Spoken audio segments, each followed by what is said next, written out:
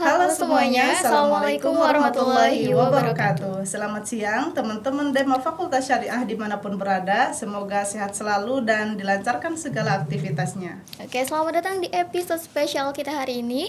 Senang sekali Kak Mega kita bisa membahas topik terkait tantangan dan tips untuk wanita di dunia pendidikan. Iya. Karena ada istilah tak kenal maka tak sayang, alangkah baiknya kita kenalan terlebih dahulu nih. Saya di sini sebagai host ditemani rekan saya. Perkenalkan, saya sendiri Megawati Fuad dan rekan saya Leha Julaiha. Ya, tentunya di sini kita juga tidak hanya berdua tetapi ditemani dengan narasumber kita nih yang sangat luar biasa, pintar, tetapi bukan hanya sekedar pintar saja, ternyata sangat cantik sekali, anggun. Dan narasumber kita pada kali ini tidaklah asing didengar di kalangan mahasiswa Universitas Sultan Maulana Hasanuddin Banten, khususnya di lingkup mahasiswa Fakultas Syariah gitu. Oke, langsung aja. Ya, mungkin bisa dibacakan terlebih dahulu terkait CV narasumber kita hari ini yang sangat hebat, agar kita juga lebih kenal gitu dengan narasumber kita. Juga penonton, teman-teman mahasiswa dimanapun berada bisa lebih tahu dengan narasumber kita yang hebat kali ini. Oke, langsung aja ya kita bacakan ini profil dari narasumber kita. Nama Nurul Safera, usia 23 tahun, merupakan lulusan terbaik Hukum Ekonomi Syariah UIN Sultan Maulana Hasanuddin Banten dengan IPK 3,85. Kemudian pendidikan terakhir UIN Sultan Maulana Hasanuddin Banten pada tahun 2019 sampai 2023. Pengalaman sebagai founder di Star Course dan Dapur Win ya pada tahun 2019 sampai 2022. Kemudian pengalaman organisasi yaitu Himpunan Mahasiswa Jurusan HES atau Hukum Ekonomi Syariah UI Sultan Maulana Hasanuddin Banten sebagai Sekretaris Bidang Internal pada tahun 2021 sampai 2022. Kemudian Law Community UIN Sultan Maulana Hasanuddin Banten sebagai Wakil Ketua Divisi Karya Tulis Hukum pada tahun 2021 sampai 2022. Kemudian GENBI atau Generasi Baru Indonesia sebagai Sekretaris Unit Keorganisasian pada tahun 2021-2022, anggota Divisi Pendidikan pada tahun 2021 sampai 2022, dan anggota Divisi Kewirausahaan pada tahun 2020 sampai 2021. Selanjutnya itu UKM Prima atau Pusat Riset Mahasiswa sebagai Ketua Biro Riset pada tahun 2021 sampai 2022. Di DIVI sebagai volunteer mengajar pada tahun 2020 sampai 2021, dan yang terakhir yaitu DPAK SEMA Fakultas Syariah UIN Sultan Maulana Hasanuddin Banten sebagai anggota penelitian dan pengembangan pada tahun 2020. Oke, itu kurang lebih ya profil dari narasumber kita Kak Mega. Sangat luar biasa sekali ya, banyak pengalaman organisasinya. Oke, langsung saja kita sapa narasumber kita yang cantik pada hari ini. Selamat siang Kak Safira. Siang juga. Kita manggilnya apa nih? Kakak, teteh, mbak, atau ibu gitu?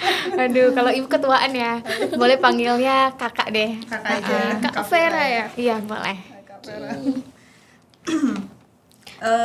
Jadi kalau terbesit nih di pikiran kita antara mahasiswa terkait dengan pengalaman organisasi dan juga pengalaman kakak lah di dunia pendidikan sebagai alumni Fakultas Syariah nih, pasti di benak kita itu, wah, pengalaman apa sih yang yang pernah dialami oleh seorang Kak Vira yang luar biasa ini gitu tuh. Masya Allah.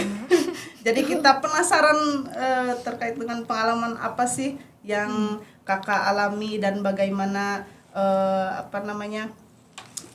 pengalaman kakak di dunia akademis sebagai seorang perempuan yang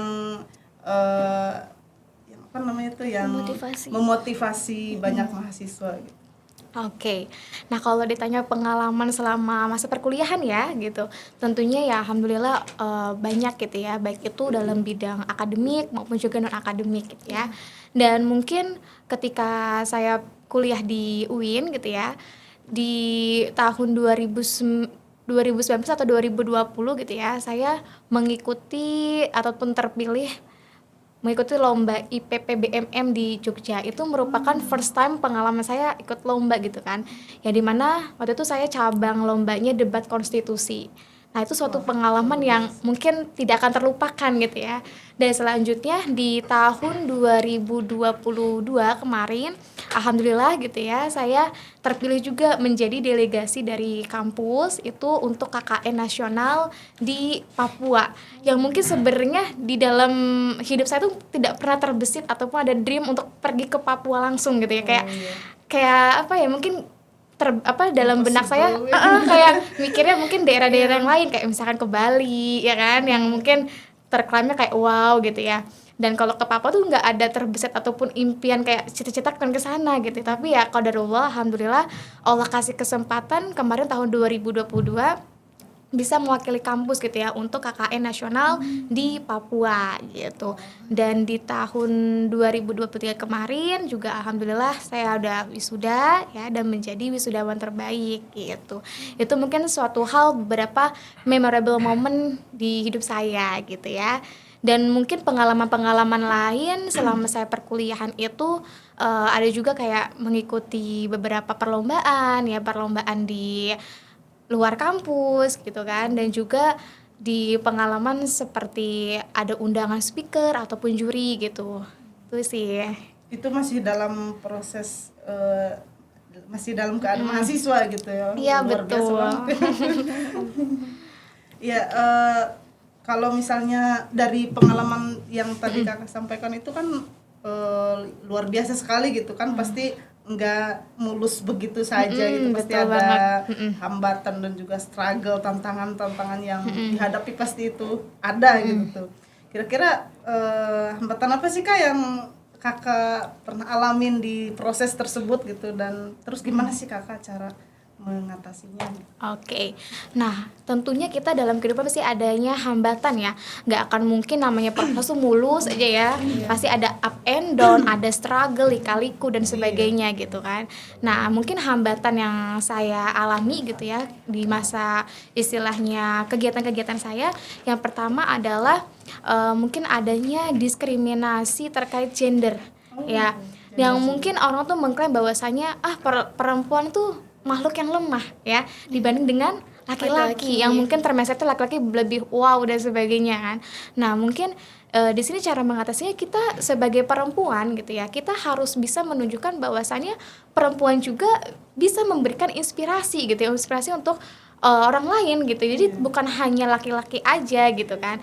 Terus hambatan yang kedua adalah mungkin teman-teman di sini juga udah nggak asing gitu ya mendengar celotehan dari masyarakat yang menganggap bahwasanya buat apa sih perempuan itu sekolah tinggi-tinggi, Nah, itu ya yang kan, sering toh ujung-ujungnya juga kemana, ujung-ujungnya ke dapur katanya gitu kan. Nah padahal kalau prinsip aku pribadi gitu ya, that's the whole point, itu mungkin salah satu poinnya, justru kelak aku akan menjadi seorang ibu gitu ya di masa yang akan datang gitu kan. Nah aku pribadi ingin menjadi seorang ibu yang istilahnya bisa memberikan pemahaman ataupun wawasan yang baik gitu untuk anak aku nanti gitu kan. Dan kita ketahui bahwasanya kan anak-anak itu tidak akan istilahnya diem aja, pasti mereka juga akan bertanya banyak hal ke kita kan, akan bertanya hal mengenai misalkan mengenai agama, mengenai cara mengatasi suatu permasalahan, terus juga mengenai pelajaran gitu kan, yang dimana pertanyaan-pertanyaan itu nggak akan mungkin sampai stuck ketika dia masih kecil aja, nggak akan mungkin kan, pasti akan berlanjut hingga mereka dewasa gitu. Dan aku pribadi goalsnya adalah aku ingin memberikan istilahnya jawaban-jawaban yang memang tepat gitu. Jangan sampai aku memberikan jawaban ke anakku nanti gitu ya, jawaban yang istilahnya tidak tepat gitu kan. Dan dimana dari hal itu gitu ya, semoga gitu bisa memberikan mindset positif bahwasanya kita ini harus bisa loh, bisa memberikan yang terbaik gitu kan, bisa inspirasi untuk orang lain gitu. Jadi goals aku di sini walaupun ada hambatan-hambatan itu adalah aku pribadi punya tekad bahwasanya aku ingin menjadi pribadi yang baik gitu ya untuk aku pribadi gitu ya di masa yang akan datang, maupun untuk bisa memberikan inspirasi untuk banyak orang kayak gitu. Terutama untuk anak-anak nanti gitu ya, betul memberikan banget. pendidikan yang terbaik untuk anak Iya, kita betul gitu. banget. Karena kan ada istilah juga wanita itu adalah madrasatul ula untuk Iya. anak-anaknya, adalah sekolah pertama untuk anak-anak, yang Betul mana banget. seorang ibu itu harus memberikan yang terbaik yang kakak sampaikan tadi. Betul. Next ya. Lanjut ya Kak, mengenai langkah konkret nih, langkah konkret untuk mengatasi stereotip gender, sama kayak tema kita ya. Tema kita kan mengatasi stereotip gender dan meraih kesuksesan akademis. Nah, aku mau tanya nih, apa sih langkah-langkah konkret yang dapat diambil untuk mengatasi stereotip gender ini dalam dunia akademis? Oke, nah kalau ditanya terkait langkah-langkah ini, mungkin kalau dari versi aku pribadi gitu, yang pertama salah satunya yaitu kita harus bisa mendeklarasikan mengenai kesetaraan gender gitu kan. Dan yang selanjutnya juga kita harus bisa mengintegrasikan bahwasannya perempuan kita harus bisa mempromosikan gitu melalui prestasi-prestasi kita, bahwasanya perempuan tuh bisa loh gitu. Kita bisa berdiri sendiri gitu, bukan berarti kita bisa berdiri sendiri kita tidak butuh sosok laki-laki ya. Pasti kita juga tetap butuh, cuma dalam arti kita juga harus diberikan kesempatan untuk untuk bisa menebarkan wawasan tersebut gitu. Jadi walaupun kita sering dibilang lemah, padahal enggak gitu ya. Kita bisa menyuarakan suara-suara kita ya, sama kayak laki-laki juga. Iya, Kemudian betul banget. apa aja sih Kak, atau bagaimana cara menciptakan lingkungan pendidikan yang inklusif dalam dunia pendidikan untuk membantu wanita di bidang akademisnya? Oke. Nah, kalau menurut aku ya, untuk menciptakan istilahnya lingkungan yang tepat gitu di dalam akademisi gitu ya. Dan menurutku itu yang pertama adalah kita harus membuat lingkungan itu nyaman. Yang dimana lingkungan nyaman itu bisa meliputi dari beberapa aspek, yaitu kita dengan nyaman itu kita pasti akan secara tidak langsung bisa memberikan kontribusi ya, berpartisipasi. Dengan apa syaratnya? Dengan tidak adanya diskriminasi gender ini. Itu bayangkan misalkan kalian ada suatu forum gitu ya, tetapi yang memberikan disclaimer khusus bahwasanya perempuan dilarang gitu untuk memberikan opini gitu kan. Nah, pasti kalian juga tidak akan merasa nyaman gitu kan. Pastinya kan gitu. Berbeda halnya ketika kita masuk ke tempat atau lingkungan yang positif, lingkungan yang nyaman, tentunya kita secara langsung gitu hati nurani kita terketuk untuk bisa memberikan kontribusi gitu di organisasi ataupun komunitas tersebut. Oke. Gitu. Intinya lingkungan ya Kak, lingkungan yang merubah kita menjadi ke arah yang Iya. positif dan mampu menerima opini-opini kita. Oke. Betul. Terus Kak, gini, menurut Kakak nih kira-kira seberapa pentingnya sih terkait dengan dukungan, motivasi sesama perempuan nih Ya. di dunia pendidikan gitu? Penting nggak sih kira-kira? Oke. Gitu, menurut Kakak. Nah, menurut aku pribadi itu sangat penting banget ya. Penting Dua hal banget itu, ya. baik itu mengenai solidaritas maupun tentang dukungan tadi ya. Keduanya ini saling berkaitan. Kenapa? Karena dengan kita adanya solidaritas, adanya dukungan satu sama lain gitu ya, secara tidak langsung kita akan bisa memberikan insightful satu sama lain, bisa saling sharing pengalaman gitu, yang dimana kita bisa memberikan kayak berarti cara mengatasinya nanti ketika saya menghadapi posisi tersebut seperti ini, kayak gitu ya, seperti itu ya. Jadi sangat penting sekali Iya, ya. penting sekali. Apalagi kan zaman sekarang kalau ini kan ada geng-gengan Circle-circlean ya. teman circle ya. Circle.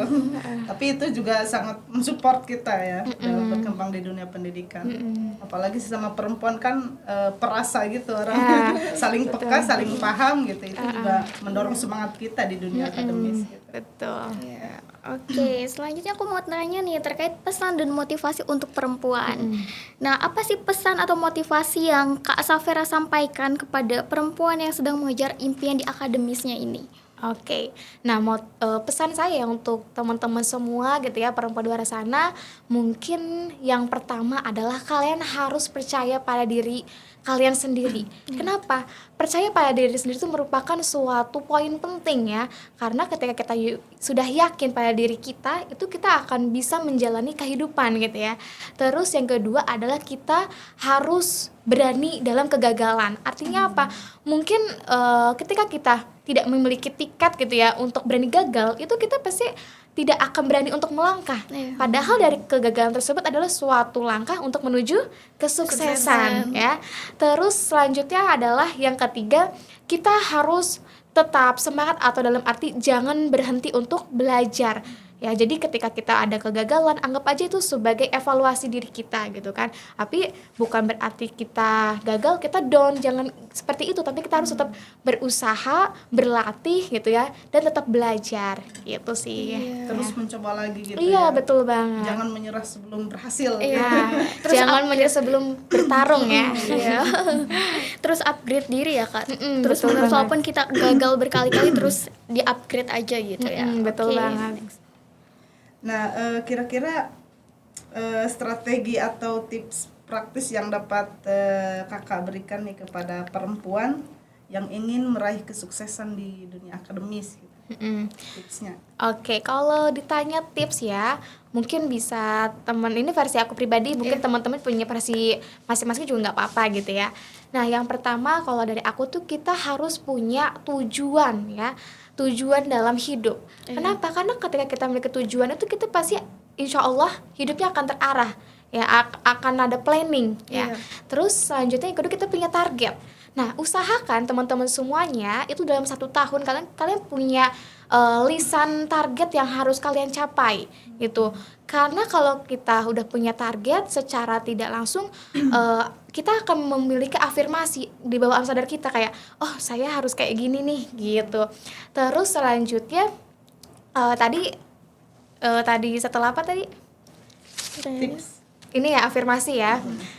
Selanjutnya adalah kita jangan takut untuk gagal gitu ya. Karena yang tadi itu ketika kita mahasiswa pasti kan kita terus mencoba gitu kan, dan setiap karakter orang kan beda-beda ya. Ada tipe orang yang istilahnya cepet down, ada juga yang istilahnya terus untuk semangat gitu ya. Dan mungkin saya pribadi pun gitu ya, ada di titik ini tuh nggak mudah gitu, nggak yang teman-teman lihat kayak keren nih langsung udah banyak ininya gitu, padahal di belakangnya tuh banyak banget struggle gitu yang teman-teman yang saya hadapi pribadi gitu kan. Tapi semua itu kembali kepada kita gitu untuk mengelola semua tersebut gitu. Iya, berarti penting banget ya Kak planning sama target di diri kita nih. Kayak hidup kita nih mau dibawa kemana sih gitu sebenarnya ya. Terus yang terakhir semua kita harus berpikir positif. Ya, kenapa? Karena secara tidak langsung ataupun tanpa kita sadari gitu ya, suatu hal yang terjadi dalam hidup kita tuh berdasarkan dari pikiran ataupun positive thinkingnya. Ketika kalian berpikir positif, saya bisa nih gitu, pasti akan terjadi bisa. Dan moto hidup saya adalah I can if I think I can. Saya bisa jika saya berpikir bisa gitu. Karena kalau misalkan nih ketika contohnya ya, kalian ikut lomba nih, terus kalian berpikir kayak, duh saya nggak bisa deh, kayaknya saya bakal gagal deh, ya udah akan terjadi gagal gitu ya. Tapi ketika kalian misalkan ikut lomba dari awal udah kayak bismillah lah, saya pasti bisa, masalah menang atau enggak urusan belakang itu insya Allah akan dikasih jalan gitu. Jadi menang alhamdulillah, enggak menang kita enggak sakit hati karena sebagai evaluasi aja gitu. Karena ada affirmation ya di situ. Betul. Oke. Terus lagi ucapan adalah doa. Betul banget. Kalau kita pede ya maju. Iya betul. Betul. Kalau kita yakinnya gagal terhadap sesuatu Bener gagal ya. Berarti harus ada afirmasi yang kuat ya gitu Kak Mega. Positif. Oke, next ke pertanyaan berikutnya kan terkait strategi untuk meraih kesuksesan nih. Apa sih strategi atau tips praktis yang dapat Kak Safera bagikan kepada perempuan yang ingin meraih kesuksesannya di dunia pendidikan? Oke. Mungkin strateginya ya, yang pertama harus fokus pada tujuannya. Ya fokus kalian tuh apa gitu kan di karir ataupun istilahnya dalam pendidikan kalian. Terus selain fokus adalah kalian harus memiliki kemauan yang besar atau niat yang besar untuk bisa mencapai itu semua. Karena ketika kita punya fokus ataupun target ya, tapi ketika kalian nggak punya niat, itu sama aja nggak bisa. Jadi yang itu juga harus bersaling berhubungan antara niat dengan fokus kalian gitu. Jadi terus yang ketiga adalah kalian mungkin kalau untuk strateginya yaitu kalian bisa menghindari orang-orang yang toksik. Oh Ya, itu penting banget ya. Kalian harus meng-cut off orang-orang yang toksik. Kenapa? Karena kalau kalian istilahnya berlingkungan dengan orang toksik, itu secara tidak langsung akan membuat mental kalian juga down. Ya, tapi ketika kalian menghindari orang-orang toksik, gitu kan, pasti kita akan bisa menjadi diri kita pribadi gitu, tanpa harus adanya stigma-stigma ataupun terdoktrin dari omongan-omongan orang. Ada paksaan ya di situ. Iya, Ya, Kak? betul banget. Gitu. Berarti yang pertama ada fokus, ada niat, sama yang ketiga lingkungan. Kita Iya. hindari lingkungan yang toksik ya. Kemudian next, Penting banget ya. penting Iya. banget. Biar kesehatan mentalnya tetap aman ya, Kak. Iya, Oke. ya namanya kita kehidupan ya, walaupun kita ini bukan anak presiden, bukan anak DPR gitu ya, tapi pasti ada aja orang-orang yang kayak suka ngegosipin ya kan, yang suka menjatuhkan kita gitu kan. Sebenarnya tuh kalau aku pribadi selalu nanggepinnya ya udah biarin aja gitu kan, bukan berarti aku tipe orang yang gak menerima kritik, kan bukan. Aku pribadi istilahnya menerima kritikan yang memang bisa merubah hal yang baik gitu ya. Tapi kalau kritikan yang mana dulu nih, yang kan kita pilih-pilih juga ya gitu. Tapi ketika memang dia istilahnya lebih ke toxic, kita lebih baik cut off gitu. Karena sebenarnya orang-orang yang bergunjing gitu ya di belakang kita tuh sebenarnya adalah orang-orang yang ingin menjadi kita gitu. Cuma ya karena mereka nggak bisa, akhirnya ya bergunjing gitu. Bahasa kasarnya iri mungkin. Betul. Susah ya jadinya. Oke, next, Kak. Jadi kalau misalnya gini Kak, menurut Kakak nih gimana sih cara ningkatin representatif perempuan gitu di dunia akademis yang didominasi oleh laki-laki? Oke. Nah, kalau menurut aku pribadi itu caranya kita harus mengintegrasikan isu-isu terkait kesetaraan gender gitu ya. Bahwasannya kan secara tidak langsung ketika kita mengintegrasikan terus gitu kan, pasti mereka akan open minded ya. Oh, ternyata kita nggak boleh adanya diskriminasi gender ya, harus ada kesetaraan ya, kayak gitu kan. Karena kalau misalkan kita istilahnya menutup akses gitu ya, atau dalam arti diskriminasi gender, berarti kan artinya kita menutup akses ataupun tidak memberikan peluang yang sama gitu kan. Seperti itu. Ya mungkin caranya adalah kita dengan cara komunikasi yang baik sih pastinya gitu. Bukan berarti jangan kayak gini, enggak gitu ya. Pasti dengan cara yang kayak tahu enggak sih gitu ya. Oke, next, selanjutnya aku mau tanya nih Kak, terkait kolaborasi antar perempuan. Nah, apa sih atau bagaimana sih kolaborasi antar perempuan dapat membantu dan mencapai tujuan akademis yang profesional? Oke, kalau misalkan ditanya terkait kolaborasi antara perempuan ya, dan mungkin salah satunya adalah kalian bisa membuka suatu forum yang isinya tuh kayak curahan hati perempuan gitu ya. Kenapa? Karena di situ penting banget untuk saling sharing. Ya, di sini kan kita pasti banyak banget karakter. Ada orang yang introvert, ada orang yang extrovert ya. Dan ambivert juga ya. Iya. Nah, saya tipe orang yang ambivert nih, tengah-tengah ya. Kadang introvert, Iya, kadang introvert, kadang extrovert gitu ya. Dan kenapa penting adanya suatu forum itu? Karena gini, ketika kita menghadapi suatu permasalahan, kan ada orang yang tipenya bisa memecahkan, ada orang yang tipenya memendam. Ya, ketika memendam permasalahan sendiri kan jatuhnya gak enak ya gitu kan, istilahnya sakit sendiri gitu kan. Tapi ketika kita ada forum gitu sama perempuan, pastinya kan mereka bisa leluasa kayak saling sharing aja kayak kita nih, kayak bisa saling menasehati. Jadi kayak oh ternyata kayak gini gitu. Dan jujurly gitu ya, saya pribadi kan sosok orang yang mungkin gak enakan. Nah itu salah satu kekurangan saya, paling gak enakan gitu, kayak selalu memikirkan orang dulu gitu ya. Nah akhirnya saya pernah istilahnya dapet senggolan lah gitu dari temen bilang gini, Safera, kamu tuh jangan terlalu orang yang gak enakan. Karena kalau orang yang gak enakan itu pasti ujung-ujungnya kamu yang gak enak kayak istilahnya rugi, paham ya, kayak bisa dibilang bisa dimanfaatkan nantinya gitu kan. Nah akhirnya mungkin dari 100% itu saya sudah agak berkurang lah gak enakannya ya, walaupun gak jauh banget ya, mungkin ada 20% lah sudah berkembang gitu ya. Gitu. Oke.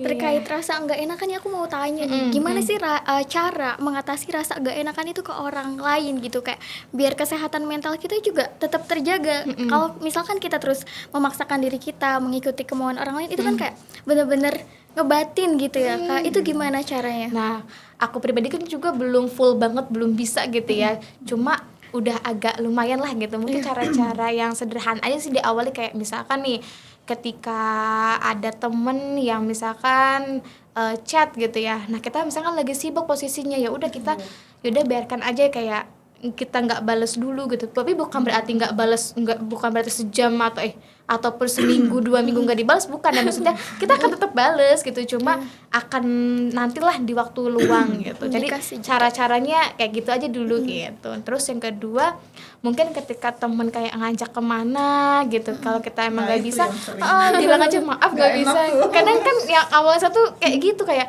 duh nggak enak nanti takutnya mereka ini gitu. Iya, Jadi bener. lebih udah kiranya tuh jauh banget gitu.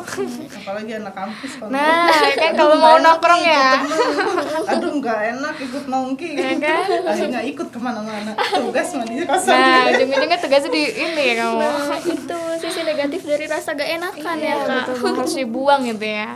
Oke, aku mau tanya lagi nih. Apa sih contoh kolaborasi yang sukses antar perempuan dalam dunia akademis yang dijadikan inspirasi? Oke, kalau kolaborasi yang sukses itu bisa kalian salah satunya adalah mengikuti event perlombaan yang sama. Ya, dalam arti gini, kan kalau kita lomba tuh ada yang individual sama yang grup ya. Iya. Nah, kalian bisa mencoba untuk yang lomba grup. Nah, kenapa? Karena kalian secara tidak langsung akan bertukar pikiran, bertukar pengalaman kayak gitu kan. Istilahnya adanya tukeran saling informasi gitu ya. Dan itu menjadi suatu hal yang baik kita belajar sesama perempuan gitu. Misalkan kalian mau bahas misalkan tentang kepenulisan nih gitu ya, bahas mengenai wanita karir misalkan dilarang untuk bekerja Nah, misalkan, iya, gimana dan bekerja oleh suaminya misalkan gitu. Nah, itu kan pasti kita punya pro dan kontra dong. Nah, misalkan itu dibikin suatu karya tulis ilmiah gitu kan, ataupun artikel, itu kan kita harus ada pendapat kayak menurut kamu gimana, kayak gini nih, dari hasil kita berkolab lah dituangkan dari perusahaan tersebut kayak gitu. Itu bisa gitu ya.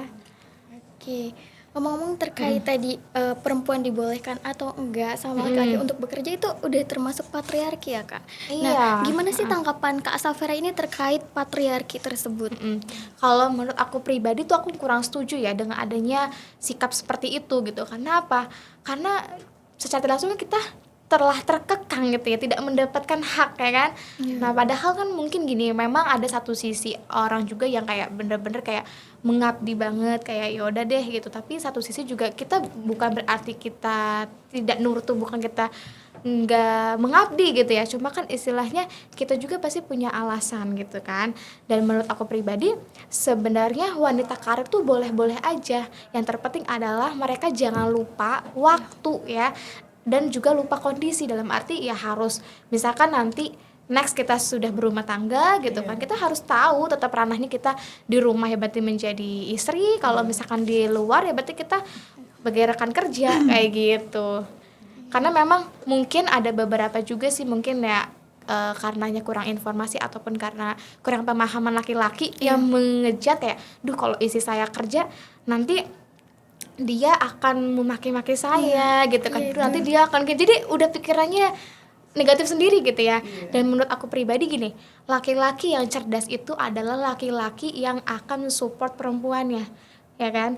Tapi laki-laki yang maaf gitu ya, bodoh, dia tuh laki-laki yang istilahnya insecure.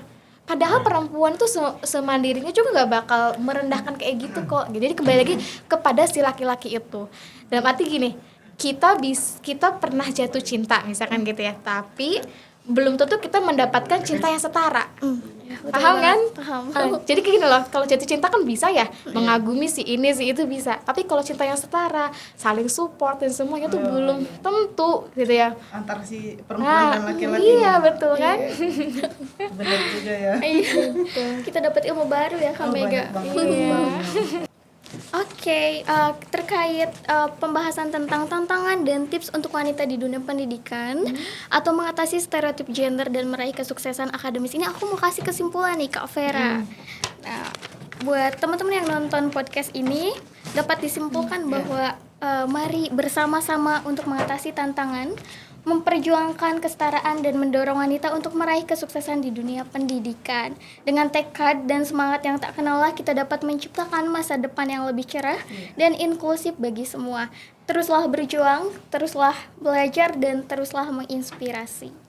Ya mungkin itu kesimpulannya, sangat luar biasa sekali ya ilmu yang kita dapatkan dari Kak Vera ini, sangat banyak sekali, Masya Allah hari ini.